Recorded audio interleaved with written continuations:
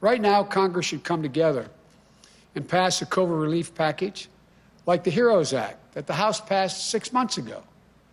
Once we shut down the virus and deliver economic relief to workers and businesses, then we can start to build back better than before. Welcome to Hold the Line, everybody. I'm Buck Sexton. That was Joe Biden explaining how he's not just going to rebuild the U.S. economy. He's going to tell you that it's better when all is said and done than it's ever been before. We keep hearing this slogan, build back better, over and over again as cases of COVID continue to rise. In New York, Governor Andrew Cuomo was using the phrase as early as April to describe his plan for the Empire State. And it's not just being used in the U.S. I think this is important. Everybody should understand this. It's being used on a global scale. That's right. The Build Back Better slogan is international. You can see it here with UK Prime Minister Boris Johnson. It's used in Canada. It's used by the Pakistani government and global organizations like the OECD, the Organization for Economic Cooperation and Development. Well, these are globalist friends, if there is such a thing. If you want to know more about how to build back better, the World Bank has a handy little instruction manual filled with all sorts of progressive buzzwords. It'll show you how to rebuild in a way that's gender inclusive and in ways that promote fairness and equity, not equality, equity. That's the preferred word. So just what do they mean when they say build back better? I mean, here, just so we all understand, this is not entirely new as so many other things that the central planners roll out. It's been tried and generally has failed before. This is something from the Global Facility for Disaster Recovery and Reduction and Recovery. And here it's Building Back Better and Post-Disaster Recovery. That's what it's called. And they use all these things, all these slogans in here. This is from 2017. And they talk to you about stuff like building in a way that is inclusive. And they talk about equity. Disaster recovery must promote equity. These are phrases that you see in all this internationalist and globalist literature. So why is that a concern for us right now?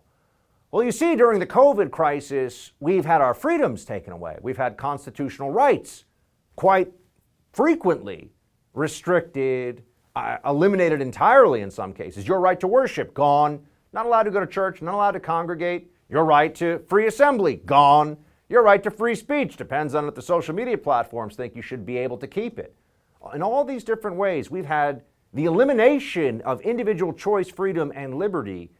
But what the Democrats, what the socialist left sees here is an opportunity. That's what you have to understand. Not only are they holding out for us the promise that if we do all these things they say, they'll give us back this liberty at some point, maybe. And I'm talking about the basic stuff. They're also going to lard on top of it. They're going to add all these other plans and ideas. They're going to make sure that they don't just let you go and open your business again. That business better be eco-friendly. That business better list its pronouns. That business better be part of a Green New Deal energy plan. What does that have to do with COVID? Nothing.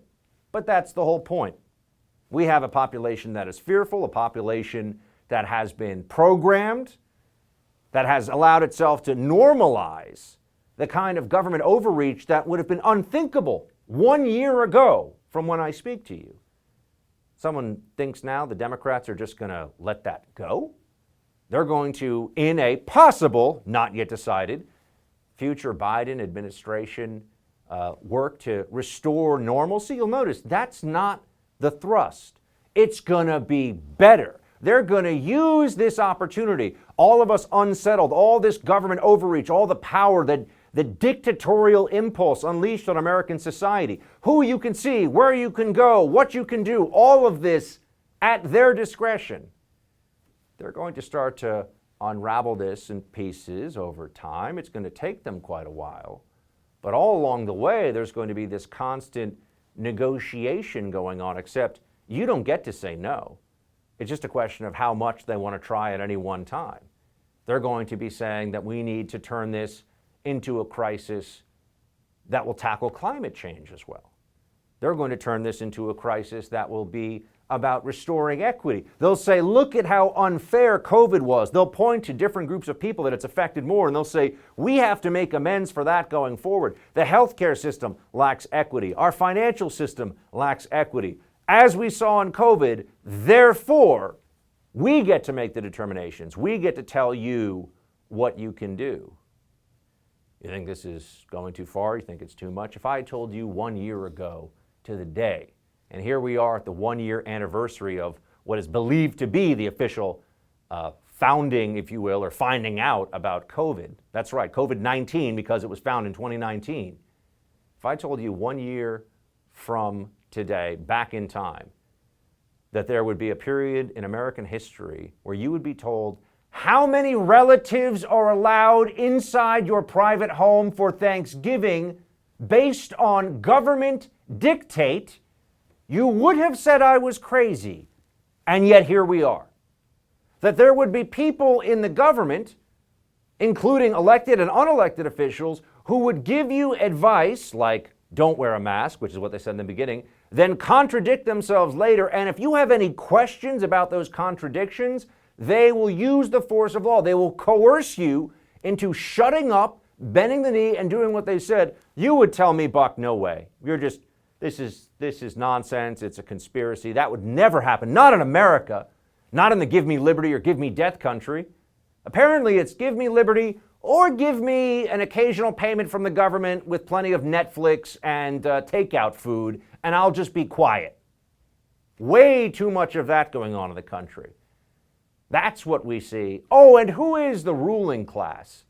That group of hypocrites that's telling you to stay home while they go do whatever they want to do.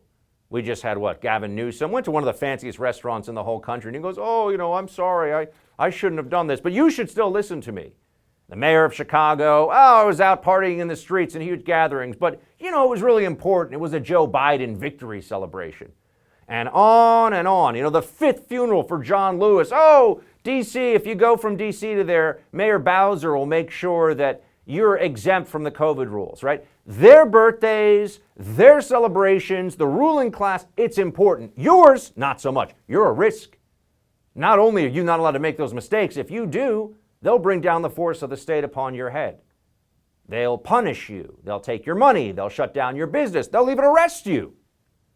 They'll even arrest you for protesting against the fact that they think they can arrest you for protesting. That is the Orwellian world in which we have been living for months. And what do they say? Wear a mask. Which is funny because we've been wearing masks for months and months and months now. More cases than ever. Dr. Fauci's out there telling everybody we're heading into a long, cold winter of more cases than we've probably ever seen before. We're setting records. And they tell you, you haven't masked up enough. I assure you, friends, that there are people out there, if you wore a mask 24/7, if you slept in it, if you showered in it, there would still be people who would somehow get this disease. And you know what the experts would tell them? Didn't mask up enough. Sorry. Our genius advice that used to be contradicted by our own advice is just something you're not willing to follow. So who rules over us? What's their plan? You might have seen there's some attention being paid in conservative circles these days to Archbishop Vigano. He's a very interesting fellow. He put out an open letter to the President of the United States, and I'm telling you, he sees what's happening here. And I think it's a scandal and it's a shame that more Americans with platforms, more Americans who have the clout, who have the ability to speak out against this, and they don't have to worry about the economic consequences. They don't have to worry about what's going to happen to them professionally. They'll be just fine. This is about the nation and its freedom and its future. But they're quiet. No, they're quiet. Much, much easier to focus on some other issue than this, the primary challenge of this moment. It's not getting the truth about Hunter Biden, friends. Trust me, it's getting your freedom back from COVID. Here's what Vigano says. We see heads of nations and religious leaders pandering to this suicide of Western culture and its Christian soul, while the fundamental rights of citizens and believers are denied in the name of a health emergency that is revealing itself more and more fully as instrumental to the establishment of an inhuman, faceless tyranny. A global plan called the Great Reset is underway. Its architect is a global elite that wants to subdue all of humanity, imposing coercive measures with which to drastically limit individual freedoms and those of entire populations. Does anybody who is paying attention doubt that that's what's going on here? The people who told you that this was about your life, that this was about your safety, they changed those rules the moment that it was BLM protests in the streets, or it was a Biden preemptive celebration. So is it really about that, or is it about something else? You know the answer. Do not forget it. Do not allow them to gaslight you into doubting what you have already seen. Don't let the ruling class get away with this. It is time to hold them to account. It's time to take back those freedoms. Hey Team Buck, just want to say thanks so much for watching The First on YouTube. If you like this video, be sure to give it a thumbs up. And if you want to see more great content from The First, please click that subscribe button.